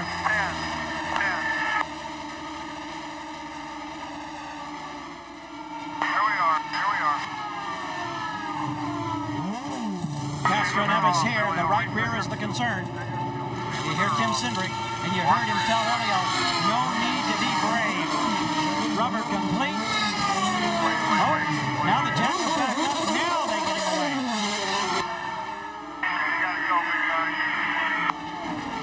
What was that? Did the jack fail to retract or something? They put the... Well, sometimes what happens, Paul, sometimes because of the heat and because of during the pit stops, the jacks themselves, the air pneumatic jacks that lift the cars up during the pit stops, do not retract all the way back into their housings. One of the crewmen probably saw that. They put the pressure back in. You saw the handle go in, put pressure back into the system, and when you retract the handle back out, sometimes it then sucks the jack up, and that's probably a good call on their part. And Catherine Neves had to watch as Hornet came screaming past. He's gone 2 laps behind the race with that stop. Talk about fast. Last lap around, top 3 were all over 201 miles an hour. Current track conditions. Wind no factor. Track temperature is coming down. Speeds are going up. That always does, Paul, especially on a cement track like this. When we started, it was 88 degrees air temperature, 115 track. You can see air temperature did not change that much, but the track temperature certainly did. And it's only dropped 2 degrees since we started. It's been really tough for the guys in the pit. Sam Hornish Jr. is just flying around this track. One more stop to the finish for everyone. Welcome back to Nashville in the Firestone Indy 200. Sam Hornish Jr., the leader of the race. Look at this. This is the tire that came off of Helio Castro Neves' car. You can see that small mark that's in the tire right there. Those guys obviously had a cut, and that's the telemetry system that lets them know when the tire is deflating. Now, years ago, we did not have that system, and a driver would just end up in the wall because maybe he wouldn't feel the tire going down. Then sure enough, he'd go up and hit the wall very hardly and be out of the race. But here now with this new system, it makes the drivers feel very confident. Second place is Thomas Schechter. Not everybody is due for a stop shortly, Jackaroo. Well, Paul, here's what Thomas Schechter's Red Bull team's going to do. They're going to bring him in on lap 1. Caution, Jack. Sorry. Oh, and it ends up to be a double situation. It is Thomas Schechter along with Billy Boat. But I think we saw, well, we'll wait and look. It looks like when they slowed for the yellow, you had another car. You okay, Billy? Oh, man, Schechter again. 11 cars, 10 races for that team. Feel like, Sam? 4 A-arms, I bet. Yeah, that's what I thought. Now, if you look see it right now on the Look it over, screen, we'll be all right. you can see right down here, right in front of the tire, there's a piece of wing right there that's flapping the breeze. It might just be a flat tire, though, guys. Copy that, Sam. I show no pressure. More than that. Northern flat tire, but look right there. You see the camber flatness of doesn't the look tire. to be off from up here, but I didn't get a good look last time by. Just be careful. Just keep her straight. Don't scuff her. You'll pop her off the beat. Just keep her straight. There's a good reminder. Oh, Pancho Carter with some great advice. A lot of experience there with Pancho. I think the only other thing that might be wrong is we might have some of the wheel flip messed up. Wheel flip. Great. Still looks like the camber looks all right to me. It looks like everything seems to be all right. Other than, like you said, there's no pressure.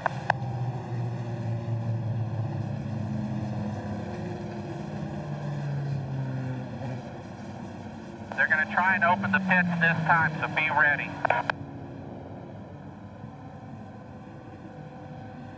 Now, Paul, there seem to be a lot of things going on here. I'm not sure how this all got started, but... Well, it looked to me, and I only caught a glimpse of it. We'll be able to see it in replay. Jonesy, I'll look at it, Jonesy. I'll look at it and make the decision from here. Just change the tires this time. Fuel and change tires. That's what we're going to do here. It's Sunshine Tire Service.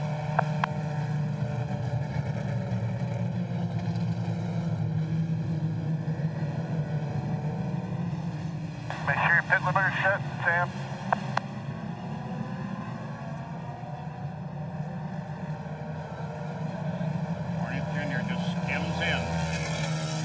Watch your braking. You got 3 tires, remember. Take your time. Come on in here. Come on over. Come on over. Come on over. Braking's going to be hard. Right front barely touching the ground. Oh, we've got a great look here at the left rear. The fresh rubber goes on. There is significant damage there in front of it. They're trying to get away the bodywork. Can't do it. You're clear. You're clear. They tried to pull away some of that bodywork in front of the wheel, but they couldn't do it. All right. This is Schechter. Going high. Looks like he's trying to get past Eddie Cheever. We talked about the low line before, getting up into the gray, and sure enough, looks like the grayness and the marbles that we've heard the other guys talk about sucked him in, and sure enough, right behind him comes Billy Bowden. That could be fluid on the track, too. They got to keep that in mind. So at the same time, here's the leader as the yellow comes on. Here we go right now. Sam Hornish sees the yellow, gets out of the throttle. George Mack does not. Comes up and rams right into the back of Sam Hornish. Here's a look from Sam Hornish's onboard camera. Going along. And you can see the yellow light flashing very vividly right there on his dash, but you also saw his hands move. That's when he got hit from behind. Drivers have a few ways of actually hearing that there's a yellow caution. Number one, radio communication from the pits or the spotter, the yellow lights on the dash, and also the yellow lights on the racetrack. So caution out once again. Jack Arute, what's going on pit side? Well, Paul, let's report to you what we just overheard on the radio from Thomas Schechter. When Thomas Schechter was coming up to pass his car owner Eddie Cheever Jr. on the inside, Schechter is complaining that Cheever did not give him room, forced him outside the line, into the marbles, and he wallops the wall. Schechter was livid about it and kept saying, "Why, Eddie? Why, Eddie? You're my teammate, Eddie. Thanks a lot, Eddie." Well, that relationship's not working out. Well, after watching that replay, Paul, I think I sort of have to agree, because Eddie should have been right on the very low side of the racetrack. Now, we talked about the low groove is the fast groove, and the low groove is the groove that you need, but look how much room is here on the bottom. Eddie knows his teammates coming around him.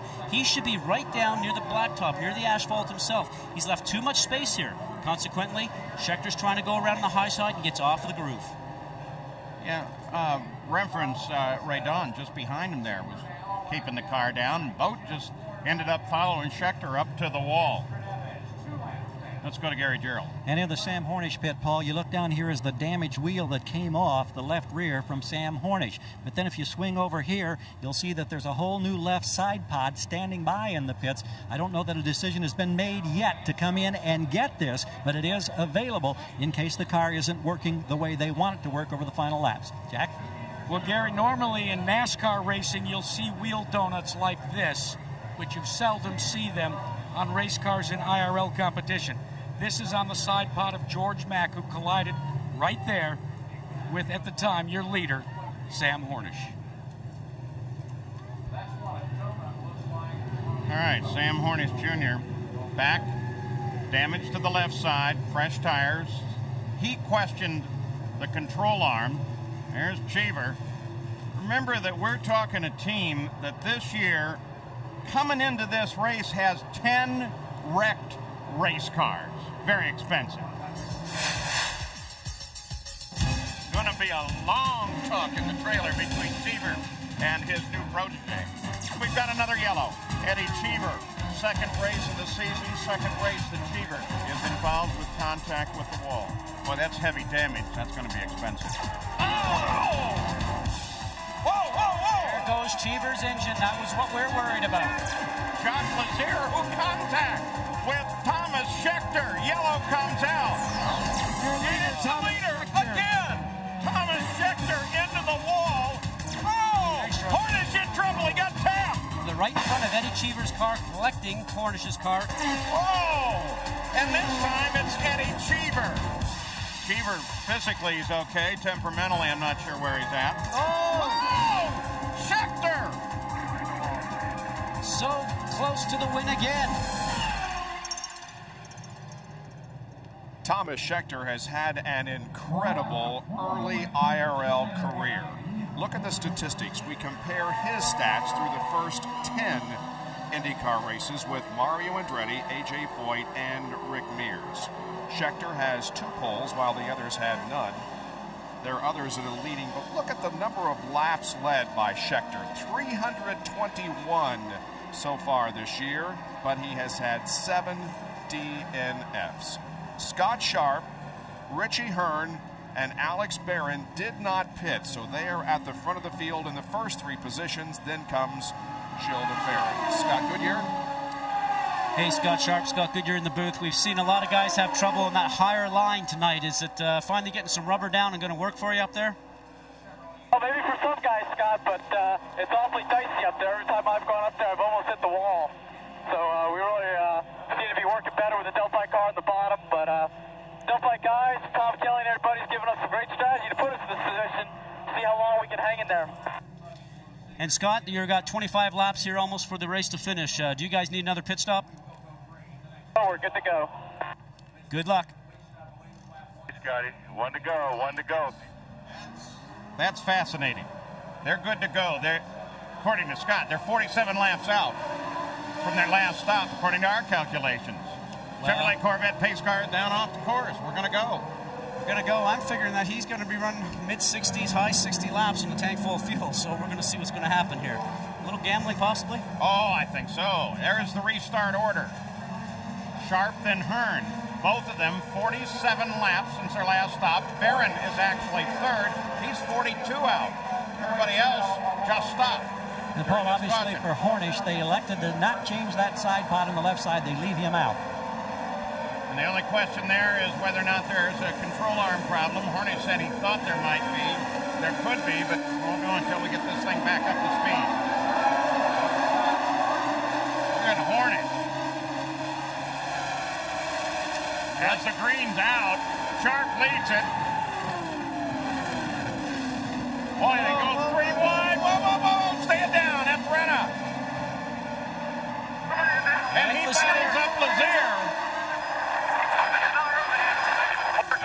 4 tires. Once you get up in the high line, you hear the call for 4 tires. The marbles get on the tires are junk. He'll be in to put new tires on next time around. Sharp at the front. Hornets trying to go for the front. Still there, be careful. Okay. Trying to work on her. You got one closing.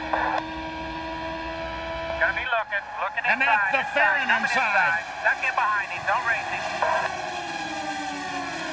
Okay, now work on some timing. Let's get back by him. So the Farron comes around Hornet. The Farron into 4th place. Sharp, Farron, Hearn. Then this battle. Front 3 cars are much lighter on fuel. Piece of yellow debris out there in the middle of the track. Oh, and another crash.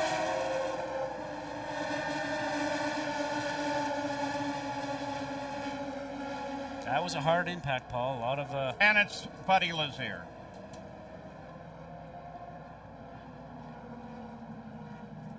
So once again, this is caution out. This is the 7th of the day. Buddy Lazier, who just scored a victory in the IROC. In fact, 5 of the top 6 places in the IROC at Chicago were IRL drivers. Buddy's moving around.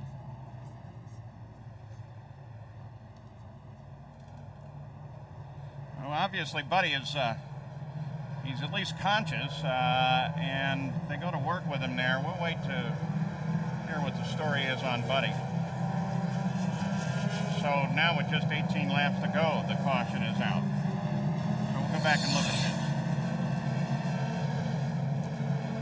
this. 2 cars very close, Paul, and possibly Buddy might have got touched and pushed up into the gray area and then into the wall. We talked about this so many times before. For the guy to go around on the high side, that lower car has to be right down on the bottom of the banking. This is basically a 1.5 groove racetrack. Well, Scott Sharp just told you that it was really skatey when you get up off of that. That was Giafone that he was been battling with, in fact, for most of the race. Jackaroo? Well, Thomas Schechter and Billy Boat have both been released from the hospital. First of all, I'll check with Billy. Billy, what happened to you? You know, I don't really know. Thomas got up high. I mean, I don't know if we just got up high, if there was something on the racetrack. It just took off. I mean, it was like I hit a patch of ice. It was, we never had a chance. Thomas Schechter also been released from the hospital. Thomas, we overheard the radio communication. The frustration was so evident. You know, once again, I speak to you when the race isn't finished. Disappointing for me, disappointing for the team, but, you know, I have to go look at the tape and see what happened. I was lapping Eddie, he was a lot slower, and he forced me to use the high line, and, you know, we just have to go look at it and see what happened. I'm disappointed and disappointed for the team, too. Bob, Paul? Well, the disappointed Schechter, he was running laps at 200 and something, 201-ish, and Cheever was running at 199, so there's a little evidence there. Now, we're looking at the Hornish car. Watch, see that piece? See that go bouncing on the track? That's what we mentioned just before the crash. But I'm not so sure the two are related. Well, they were separately away from each other, Paul. Matter of fact, we could see that wheel flip from Hornish's car further down the straight going into turn 3 before that crash happened. Now, probably the team should have actually tried to pull that off because there probably really was no chance that that was going to stay on for the remaining 25 laps or so. So now Hornish looks like he's coming down into... Well, Hornish got some ground to make up. Sharp is the leader. One of the many sights that we have seen and enjoyed since we arrived here in Tennessee a couple of days ago. Well, this has been a very expensive and damaging race for a lot of drivers and teams here at Nashville tonight. Several have visited the wall. No driver injuries at this point, but a lot of damaged equipment. And, of course, in just about a week now, we are going to be going to the 2-mile oval at Michigan International Speedway for a 400-mile race. That will be next Sunday on ABC. Gary? Well, there's going to be a lot of work that has to be done by a lot of crews between now and Michigan next weekend. Here's Sam Hornish's backup car behind his pits. Here's one of these wheel flips on the rear of the spare car. It's not part of the side pod. They had a side pod out there that they might put up. They tried on the first attempt when Hornish was in the pit to rip this bodywork away. What we still don't know in talking to the crew whether or not it was a piece of this wheel flip that created the debris situation on the racetrack. They say they do not know yet at this point. Bob? Hornish is in 5th position, by the way, as the drivers are still maneuvering slowly around the racetrack as they pick up the debris from the Buddy Lazier crash. Buddy's car came to a rest at the end of the backstretch, and so the Corvette pace car has the field down on the apron of the racetrack, which is paved. Sharp, Barron, Hearn, DeFerrin, and Hornish are the top 5. Bob, you've got to give a lot of credit to Richie Hearn, who's driving for Sam Schmidt. They have been running up front, and here's the key. They think they are going to run out with just 1 lap on the last lap. Sam Schmidt has made the determination, let's stay out there and gamble. I remember when Ricky Rudd did this and won the Brickyard 400, so we'll have to wait and see what happens. And of course, the more laps they complete under yellow here, the better they are, because fuel mileage is much, much better as they run at reduced speed. They're running at just about 60 miles an hour under this caution, whereas at race speed, they are very close to 200 miles an hour. As a matter of fact, the fastest lap of the race has been turned by Thomas Schechter at over 202 miles an hour. We have had 6 leaders and 8 lead changes before this sold-out crowd here at Nashville Superspeedway. Sam Hornish Jr. has led the most laps, 95. More when we return to the Firestone Indy 200.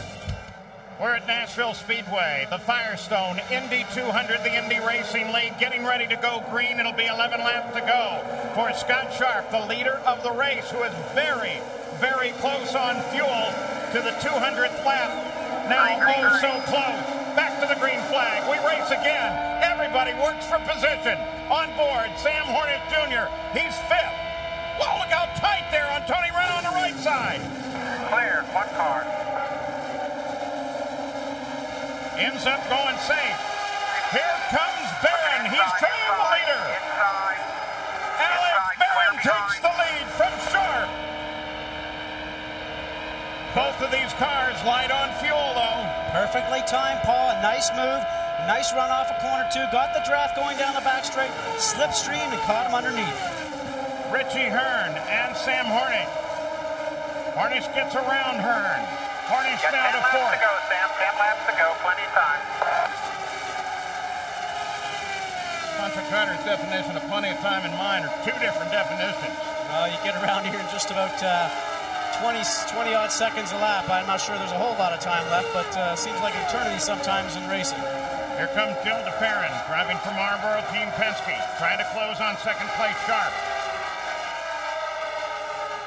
Under that 10 lap to go point, 192 complete.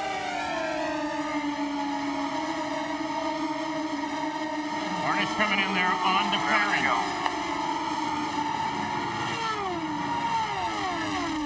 Alex Barron's job right now, with probably no traffic in sight, Paul, is to keep his foot on the gas, run nice smooth lines. Clear by 5.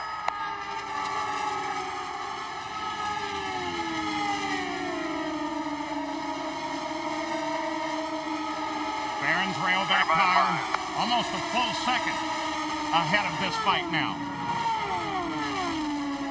If you've just tuned in for baseball tonight, join us for a few minutes here. Some great racing, the closing moment of the Firestone Indy 200. You're watching the battle for 2nd place.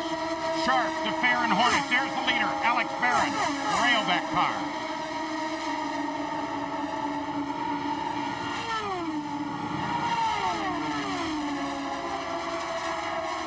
Once again, we come to the end.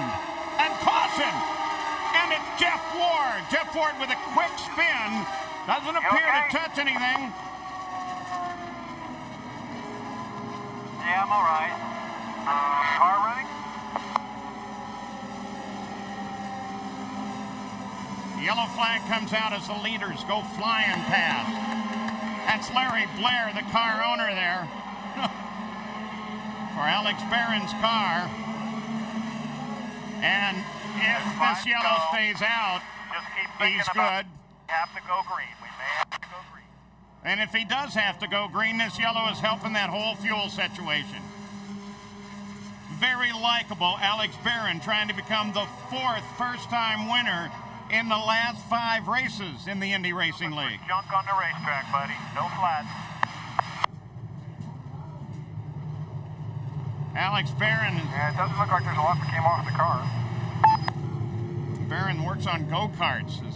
Has a pretty good stable of karts that he keeps active. When he's not behind the wheel of this car. He's had some pretty good moments trying to get to this place. Drove for Roger Penske for a couple of events. Jackaroo? Larry Blair, can you describe your emotions right now? What does your stomach feel like? Quite a few nerves, I have to say, but on behalf of the whole team for Rayovac Blair Racing, we're enormously excited. We think he can pull it off, no problem. Even if it goes back to green? Oh yeah, he's had real strong restarts all night, so we're pretty confident of his ability to pull it into first place here. Gary? Tom Kelly is here for Scott Sharp. Are you running out of time? Have you got anything left in your bag of tricks? We're going to find out in about 2 laps, Gary. I said go after him, so we'll see what happens on the restart. Thank you. Thanks. So we're down to a shootout there. They're now telling the teams they're going to go green after this passage of the line. They're over on the back stretch now. One to go at the line. You're going to have a couple laps here to get him. And you hear him. Now tell Scott Sharp that.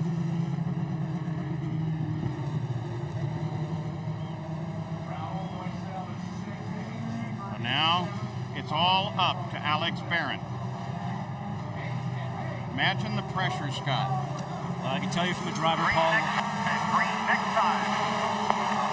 from a driver's point of view, he knows what he has to do. He needs perfect timing on the restart, needs perfect shifts, get the engine to maximum RPM, shift it to the next gear, keep his foot flat on the gas, and hit his points in the turn. But he's got Sharp, DeFerrin, and Hornish right behind him.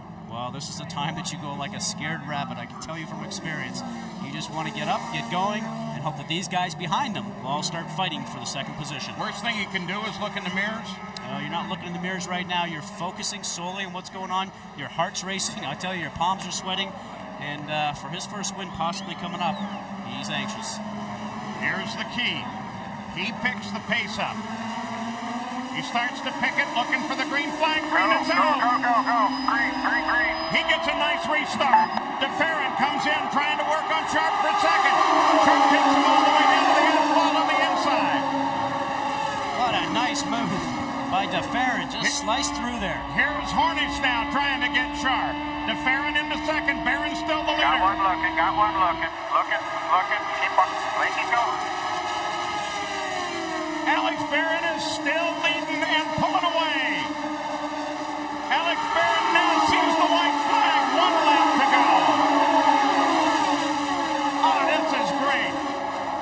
California operation. Barron from Southern California. His owner, Larry Blair, from up in the north, south of San Francisco. And DeFerrin cannot catch the flying Alex Barron. It's terrific. Barron has taken the win. He becomes the 4th first-time winner in 5 races. Bring it in for pits, Alex. Bring it in. Congratulations to Alex Barron. They finish up Barron, Jill DeFerrin, Scott Sharp, and Sam Hornish Jr., the top 4. 26 different winners in the 66 running of the IRL. And this is going to be one happy guy. He's worked long and hard for this.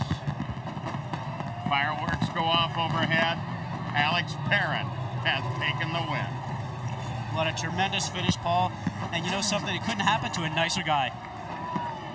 Jackaroo? Alex Barron, congratulations. How does it feel? Oh, it feels awesome. You know, the guys have been working. It's been an up and down weekend. We struggled in warm-up. We went back and changed the car all over. Tell me about that restart. Oh, the restarts, we were excellent. If we could run by ourselves, get some clean air, we were really quick. And my hat's off to Rayovac, Speedway Engines, everybody, EDS, and everybody that's helped us out. It's been an awesome weekend. Congratulations. Thank you. Bob? In only his 11th start, Alex Barron wins here at Nashville Superspeedway. Here are the final results. There were 8 cars on the lead lap when the checkered flag dropped.